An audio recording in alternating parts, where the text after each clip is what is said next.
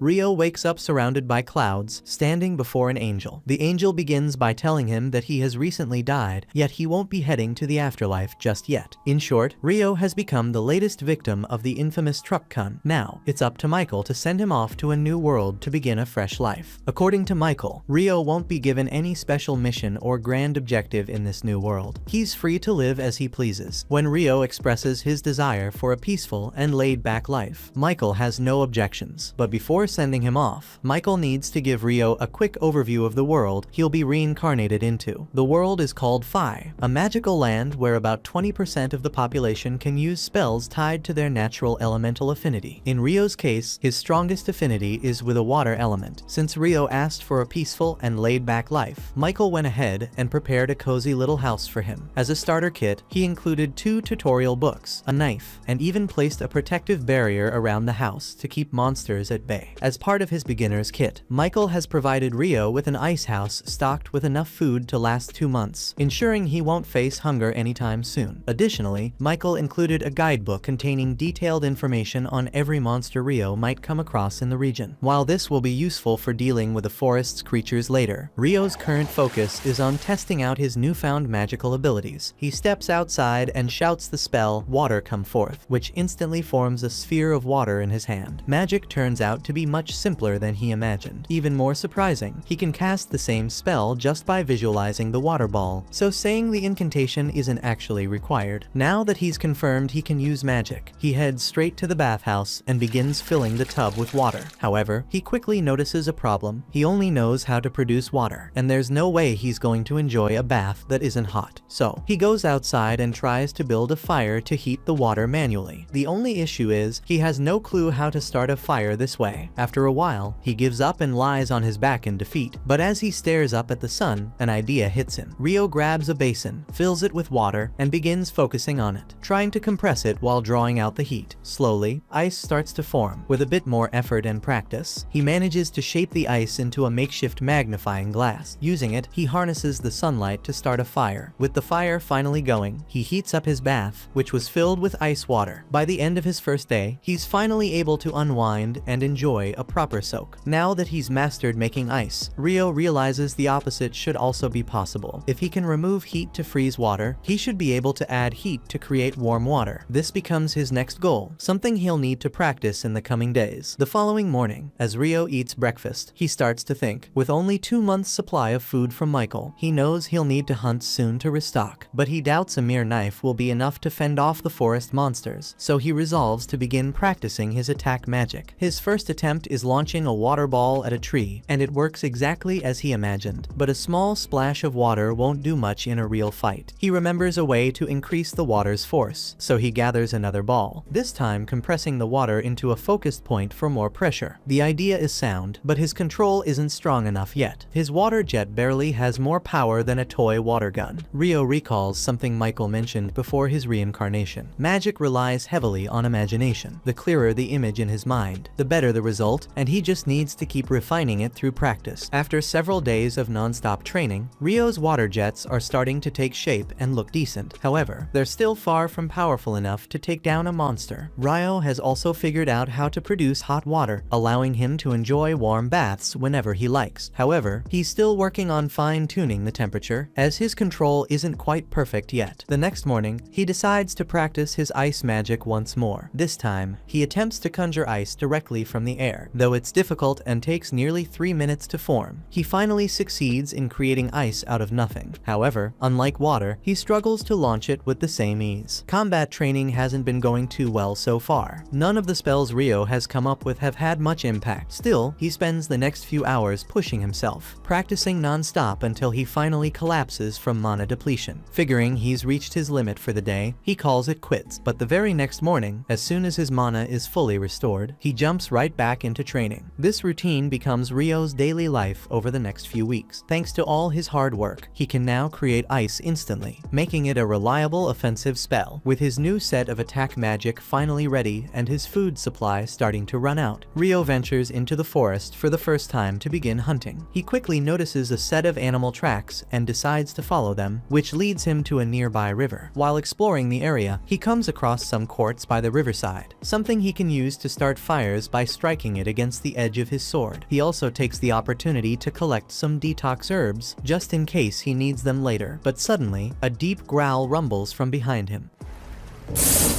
When he turns around, he finds himself face to face with a lesser boar, and he freezes in place. The boar charges at Ryo, but this is his first life or death battle, so he panics. At the last possible second, he snaps to his senses and leaps sideways, barely dodging the beast's rush. However, the boar isn't finished, it turns, ready to attack again. Luckily, Ryo's mind clears just in time. As the boar charges toward him, he swiftly creates an icy path beneath its hooves, causing it to slip. Without wasting a moment, he summons several sharp ice spikes directly in the boar's path, stabbing it and killing it instantly. After butchering the boar, Ryo pulls out the monster guidebook to learn more about it. According to the book, the lesser boar is actually the weakest monster found in that forest. The guide itself is clearly intended for beginners, so most of the listed creatures are fairly simple. However, toward the end of the book, Ryo notices 2 additional pages that stand out. They look like they might contain something important. One of the pages describes dragons, immensely powerful creatures capable of wiping out entire cities by themselves. The guide strongly advises fleeing immediately if he ever comes across one, as fighting it would be hopeless. That said, outrunning a dragon isn't likely either, so running into one is game over. Another page mentions mysterious beings called Akuma, apparently a type of fallen angel. However, the book offers very little information about them. The book's only advice is simple: if you ever encounter one, you're as good as dead. The following day, Ryo heads out to hunt again. But while his guard is down, a giant assassin hawk swoops down from above and launches a surprise attack. The creature uses wind magic to slice through its prey with razor-sharp slashes. Ryo has no choice but to run, quickly summoning ice shields to block the incoming blades of wind. He knows hawks are extremely dangerous opponents and would rather avoid a fight, but escaping isn't an option. That means his only choice now is to stand his ground and fight back. He lifts his hand and launches a stream of water jets, but the hawk skillfully evades the attack and dives at him, using wind magic to strike. Ryo, however, reacts just in time, forming an ice shield that cuts the hawk across the eye and sends it crashing into the ground. Moments later, the hawk regains consciousness. Though it has permanently lost one eye, it takes to the skies to retreat. But before disappearing, it locks eyes with Ryo one last time, etching his face into memory, because now it's personal. Ryo lets out a sigh of relief, grateful to have made it out alive. Still, this is far from the peaceful life he had imagined for himself. During the chase with the hawk, he ran so deep into the forest that he ended up completely lost, wandering until well into the night. As he searches for a way back home, he unexpectedly stumbles upon a glowing lake. Right in the middle of it stands a dullahan, and from the looks of it, the creature has already noticed him. Over time, Ryo hones his skills through relentless training, mastering the art of hunting and preserving food with little difficulty. His water magic has grown significantly more powerful. He can now conjure razor-sharp ice sheets and slam them down in an instant. Even his water jets have reached new heights, slicing effortlessly through solid stone. At this point, his combat prowess has become formidable. However, ice magic isn't the only thing Ryo has been practicing. Ever since his encounter with the dullahan, he's ventured into the forest each night to battle it. Strangely, the monster guidebook never mentioned dullahans. Either they aren't classified as monsters, or they're too advanced for a beginner's manual. Regardless, Ryo remains determined to face it. He rushes in with his ice staff and starts swinging, treating the encounter more like a training session than a real battle after all. The dullahan completely outmatches him in both power and technique. Ryo does his best to defend himself, summoning ice shields to block the incoming blows, but despite his efforts, he's quickly overwhelmed and brought down within seconds. Though the dullahan has never spoken a single word to him, Ryo can't shake the feeling that it's taken on the role of a mentor, trying to mold him into something stronger. Suddenly, the dullahan lifts its sword and channels water magic to lengthen the blade. Ryo is taken aback to discover that it can use water magic too. After showing him how the technique works, the dullahan hands the sword over to Ryo and calmly steps out onto the lake. One day, while Ryo is out hunting, he is ambushed by the same assassin hawk from their previous encounter. He doesn't remember it being black before. It must have evolved, pushing itself to grow stronger just for this moment of vengeance. The hawk swoops down at Ryo, unleashing a barrage of wind slashes. In response, Ryo quickly conjures 5 layers of ice walls for protection. But now that the hawk hawk has evolved. Its wind attacks are far more powerful, strong enough to shatter all of Rio's defenses in an instant. And now a wave of anxiety begins to creep over him. Rio sprints across the field, throwing up ice walls to shield himself from incoming strikes. When he spots an opening, he fires back with a volley of ice spikes, but the hawk easily evades them, surging forward with a sudden burst of speed, and that's not the only surprise it has in store. The hawk lets out a piercing screech at a frequency that disrupts Rio's magic, causing his ice shields to vanish and leaving him nearly unprotected. But the hawk isn't finished, yet it hovers menacingly in front of him, and Rio senses that a major attack is coming, though he can't predict when. Moments later, Rio can feel electricity in the air as a bolt of lightning is shot straight at him, and an attack like that would have been fatal. But luckily, he was able to use a stick as a lightning rod and jump away to save himself. As Rio struggles to shake off the lingering shock, the hawk swoops down, aiming to deliver a fatal strike with its sharp claws. At the last moment, Rio summons his ice blade and deflects the attack.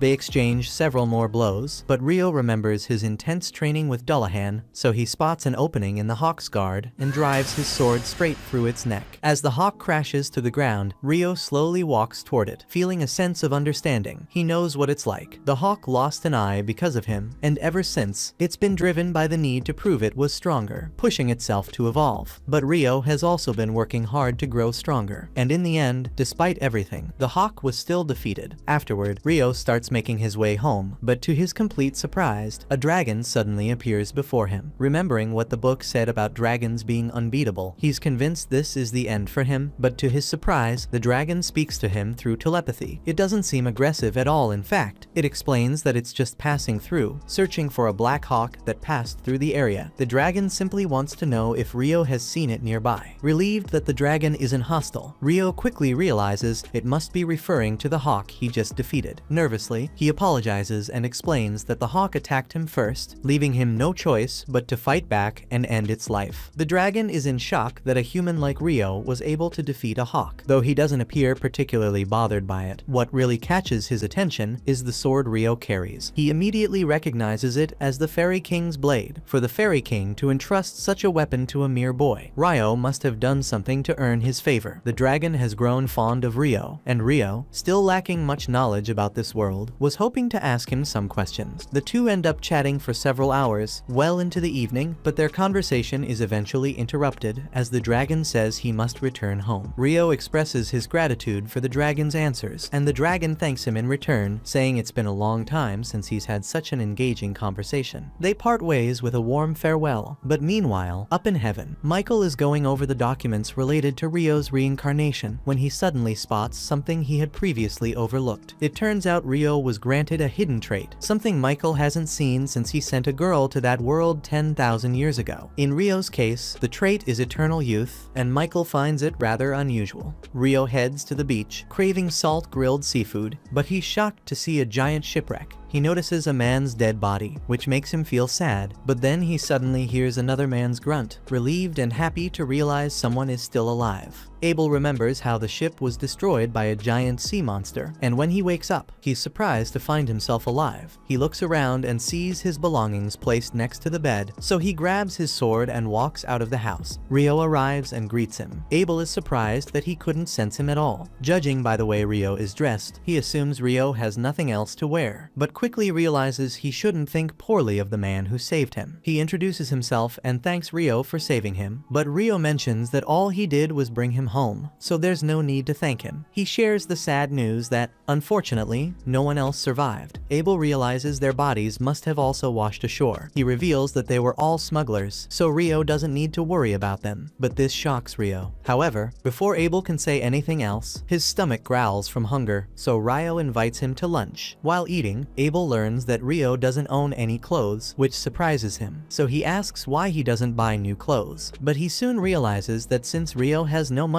he can't procure necessities. He thinks he might have offended Rio, but he mentions that there aren't any towns around here, so he can't just buy new clothes. Abel realizes he must have gotten the food by hunting, which impresses him, and he wonders if Rio used the knife to hunt. But Rio reveals that it's only for self-defense and cleaning whatever he catches, because he uses water magic for hunting. hunting. Abel is impressed because even in the central provinces, only about half of the population can use magic, and he is part of the ones who can't. Rio remembers Michael told him that the percentage of the magic users is 20%, but Abel is unable to understand his mumbling. So Rio says it's nothing. So Abel asks Rio to take him to the coast since he wishes to confirm something. On the way, Abel asks Rio if he needs a staff since he is a magician, but Rio tells him that he doesn't have one, which shocks Abel, and he thinks Rio is too poor to afford it. He tells Rio that if they run into any trouble, he should let him take the front line, but Rio refuses. Abel insists that it's the least he can do, otherwise his reputation will get tarnished for always being the one getting saved, so Rio reluctantly allows him. As they reach the shore, they are shocked to see that the bodies are gone. Rio thinks either the monsters ate them or the water carried them back into the ocean. Abel reflects that if Rio hadn't saved him, he would have met the same fate, so he's grateful to be alive. Rio remarks that he must be very lucky, and Abel agrees. Abel then mentions that it feels odd for the man who saved his life to be calling him Mr. Although Rio believes Abel is older than him. Since he's requested it, he agrees to call him by his name. This makes Abel happy, as that's how all his friends address him. Rio is surprised that Abel considers him a friend, but as he's thinking about it, Abel informs him that he couldn't find what he was looking for. Rio then asks what he plans to do next. Abel says he needs to find his friends somehow, and the first step is to reach the town of Loon. Although Rio hasn't been there himself, he believes it lies to the north,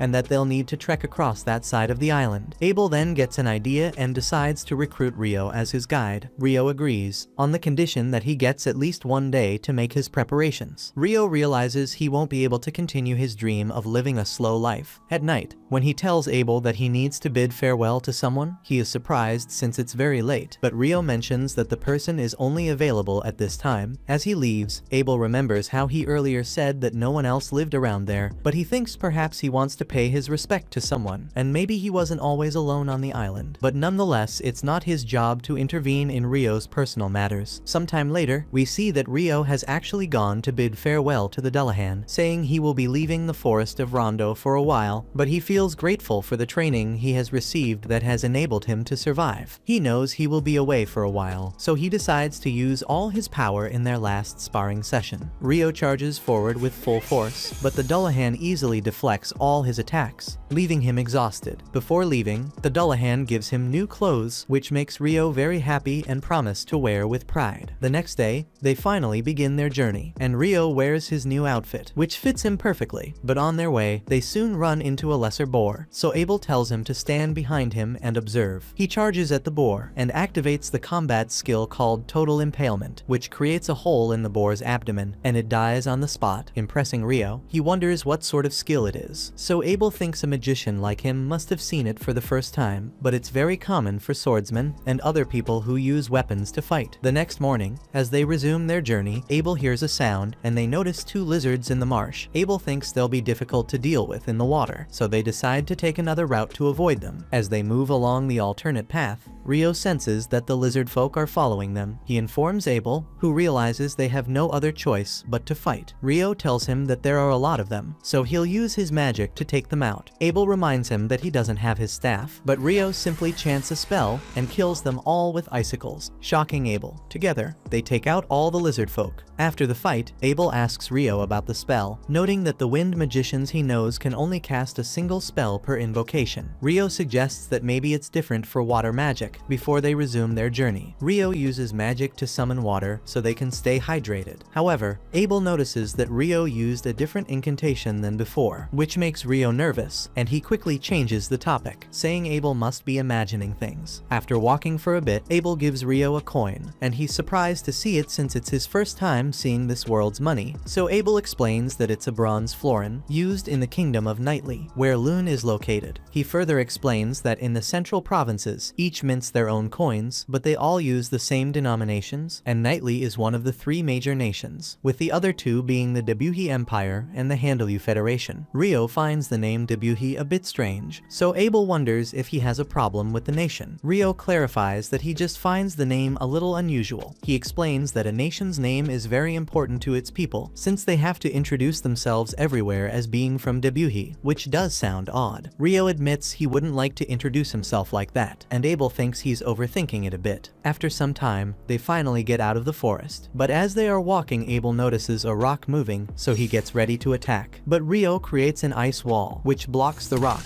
Abel notes that they have been surrounded as they have stumbled into a rock golem's nest. But Rio is surprised to see the rock golems, since he always thought they were humanoid with arms and legs. Abel tells Rio to stay there while he charges forward towards the golems, but his total impalement attack has no effect on it, as it quickly regenerates itself, which shocks him. Rio tells him that he has an attack he wants to try, so Abel tells him to go ahead. Rio creates 10 layers of ice walls joined together and drops them over the golem to immobilize it. Abel is shocked to see such powerful magic, but Rio casually mentions that he's only taken out 2 golems so far and plans to do the same with the rest. Soon they take out most of the golems and only one remains, but surprisingly it isn't moving. So Rio thinks perhaps they draw energy from the ground, and since it's flipped over it can't draw energy from Earth. Just then, Abel notices a big magic stone attached to its bottom, which makes him happy, but he wishes he could collect it from the rest as well. But unfortunately that won't be possible now. On their way, the duo notices a giant hippo sleeping, and Rio wonders if Abel wants to slay it. But Abel has no such ambitions. He reveals that he's never seen it in person, but it appears to be a behemoth. Suddenly, they notice several wyverns approaching, which excites Rio. They'll be able to witness a monster battle from the front row. Abel thinks the behemoth is at a disadvantage, but Rio believes it won't go down so easily. As the wyverns begin to attack, the behemoth gets up and lets out a loud screeching sound that knocks them out, making the wyverns fall to the ground. Rio explains that it used magic negation. At night, as they set up a fire to cook their meal, Rio jokes that he was hoping for a match between Abel and the behemoth, but Abel tells him that's not happening. He mentions that he's heard of traps in dungeons with similar effects, but he's never actually seen magic negation before. Hearing the word dungeon excites Rio, and Abel wonders if Rio wants to hear more about them. Rio says he would like to visit a dungeon himself, so Abel tells him that there's only one dungeon in the central provinces, and luckily, it happens to be in the town they're headed to. Rio jokingly asks why Abel has been hiding this information from him, prompting Abel to get defensive, saying he didn't know he was so interested in dungeons. Rio continues teasing him, asking if he's kept any more important information from him. So Abel asks if he knows about elves and dwarves. Rio tells him that he doesn't, so Abel informs him that dwarves are skilled smiths